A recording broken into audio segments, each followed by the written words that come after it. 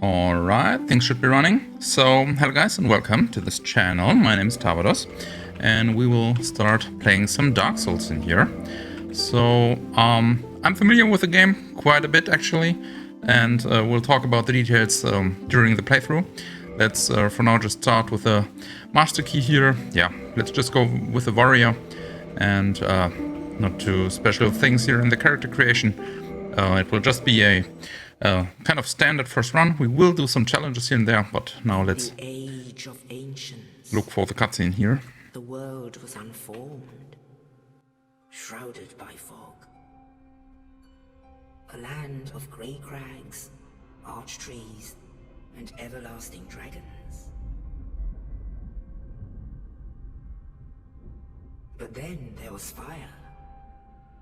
And with fire came disparity. Heat and cold, life and death, and of course, light and dark.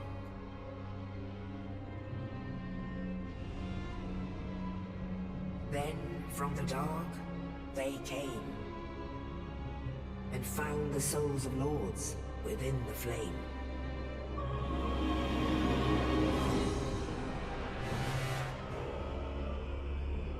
Nito, the first of the dead.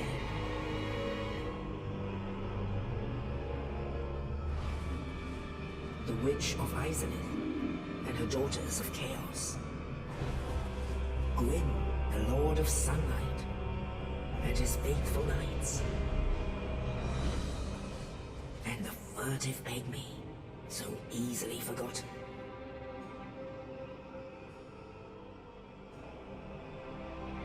With the strength of lords, they challenged the dragons. Gwyn's mighty lords peeled apart Estus Limit. The witches weaved great firestorms. Nito unleashed the miasma of death and disease. And Seath the Scaleless betrayed his own, and the dragons were no more.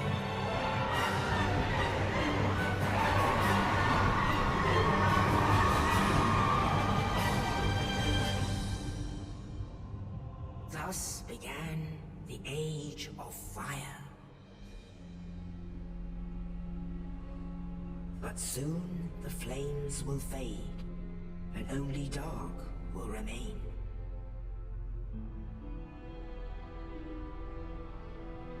Even now, there are only embers, and man sees not light, but only endless nights.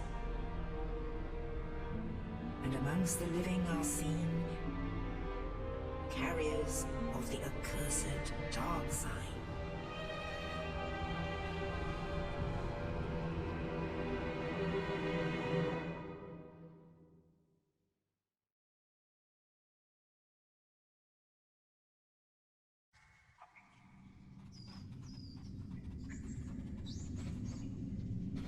Yes, indeed. The dark sign brands the undead. And in this land, the undead are corralled and led to the north, where they are locked away to await the end of the world.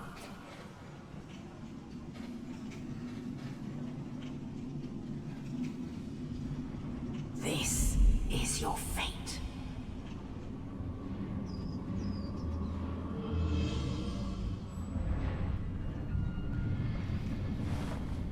But we are not alone.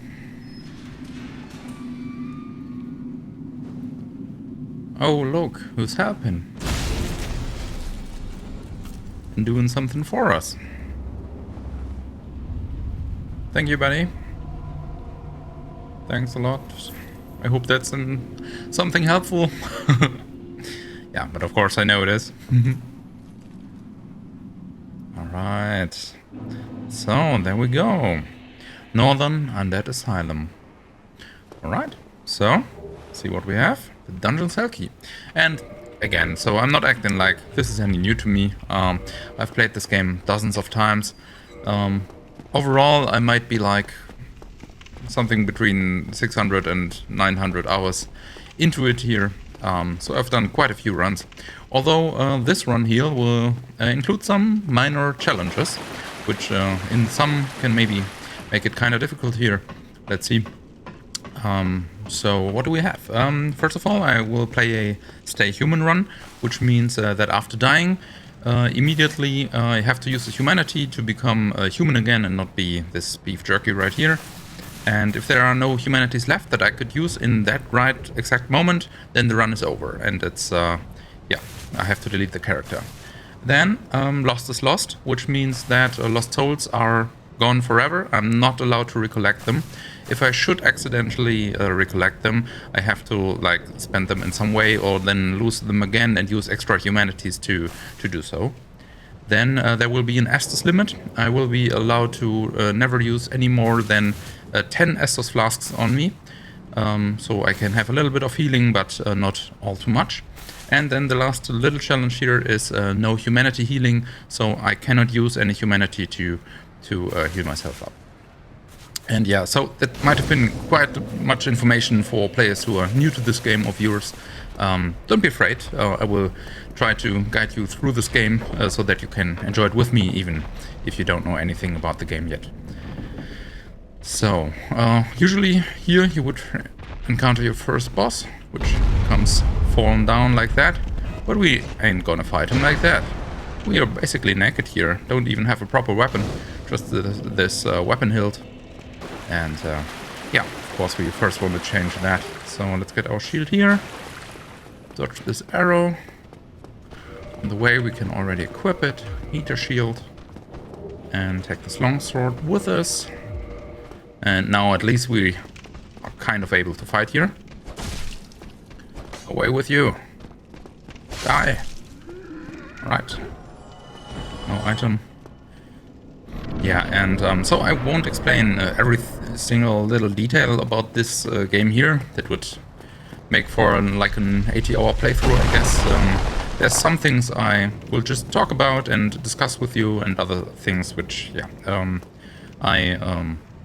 well, kind of demand to be known or just to be ignored. Minor details, like, for example, what are these signs right over there? Stuff like that. So, here's our rescuer. Let's talk to him. Oh, you. You're no hollow, hmm? Thank goodness. I'm done for, I'm afraid. I'll die soon, then lose my sanity. I wish to ask something of you. You and I, we're both undead. Hear me out, will you? Regrettably, I have failed in my mission, but perhaps you can keep the torch lit. There is an old saying in my family. Thou who art undead art chosen, and thine exodus from the undead asylum maketh pilgrimage to the land of ancient lords. When thou ringeth the bell of awakening, the fate of the undead thou shalt know. Well, now you know, and I can die with hope in my heart. Oh, one more thing. Here, take this. An Estus flask. An undead favorite. Oh yes, baby. Estus flask. And this. Undead Asylum, floor 2, East Key. Now I must bid farewell. I would hate to harm you after death. So go now, and thank you. Alright, there's nothing more we can do for him. And yeah, so I plan to do a lot more challenges and other runs and stuff like that. Of course, of this game here in Dark Souls 1, but also of Dark Souls 2 and 3, of Elden Ring, of course, Sekiro, and maybe we can also get some other games running, especially the PlayStation games like Demon's Souls and Bloodborne. But that's a topic for another day, I guess. For now, let's just have some fun with this and see if with these little challenges this game might prove some challenge to me. And of course the overarching goal is one to kill all bosses, not skip any, including the DLC bosses, which might actually face quite a problem for me in some cases. At least I don't see a deathless run here incoming, and so we will also have a death counter. When the first death starts, maybe I can make it so that we don't have to start with that here in the first episode, I hope. And yeah, let's see what other challenges we might be able to face in the future. So if you do a... Well, I fucked that up. I wanted to say that if you do a jumping attack, it combines the plunging attack, which I just did, with the damage of a heavy attack. Or with a plunging attack. Or with a... yeah, jumping attack I meant. And we could sneak some extra little damage in there. But anyways, it also works out like this. I guess I can remove the shield since I won't be blocking any attacks here anyways. So that's Asylum Demon here. And, well, he was here, I guess, because he's already done. Big Pilgrim's Key. That's what we get. And that allows us to open this door here. And we get our first humanity. And visiting the next bonfire, we will be starting to become human. And then again, the aim is to stay human at all time, or more specifically, whenever we die, we have to immediately consume this humanity. So there's some souls for us. You might have spotted that I'm using 1 or 2 small little mods here and there, one of which which you could have just seen. I want to be quite transparent with it, so this here just shows the amount of souls that we get from consuming this item. I mean, I guess we can do that right now. Why not?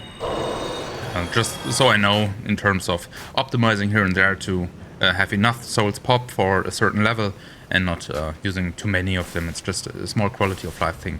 And I also have some other nice little mods installed. I think one of them will be quite controversial. We will talk about that in the next episode. But for now, let's just take the flight here.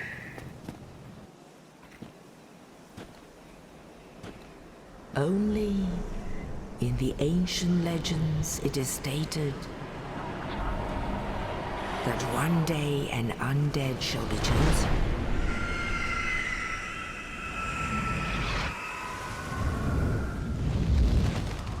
To leave the undead asylum in pilgrimage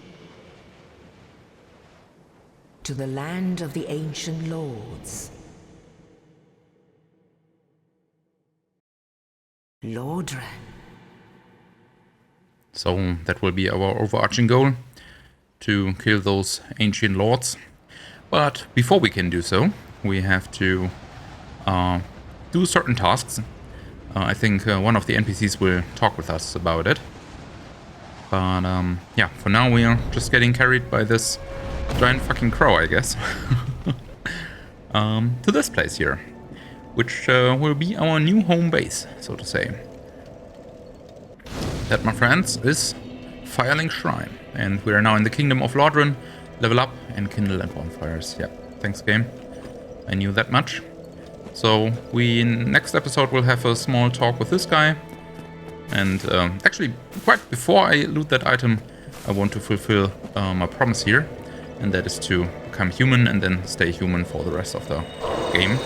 Although this might give you a little bit of a peek what mod I might be talking about, if you paid much attention. If not, you will have to see that next time. Feel free to comment down below if you already know what I'm talking about. There was a little teaser. Experienced players might have seen it, but you have to know the game to see it. Okay, so let's get some firebombs here. And then there are some more items here around Firelink Shrine, which we will also be taken. And there's also this guy for next episode. I hope to remember to talk to all the NPCs and not skip too much dialogue and stuff like that. After a certain amount of runs, you are so used to skip everything and not really care about what they are saying. But yeah, I also want to use this run to get back into the story a little bit at least. And it won't be fully complete run in terms of reading every item description and stuff like that, but I will try to experience most parts of the environment, of the levels. Maybe not kill every single enemy and stuff like that, but in such a way, I want to play it in such a way that you feel like you basically have seen everything of the game after this run here. And I also want to re-experience it for myself. So let's be a little bit greedy here.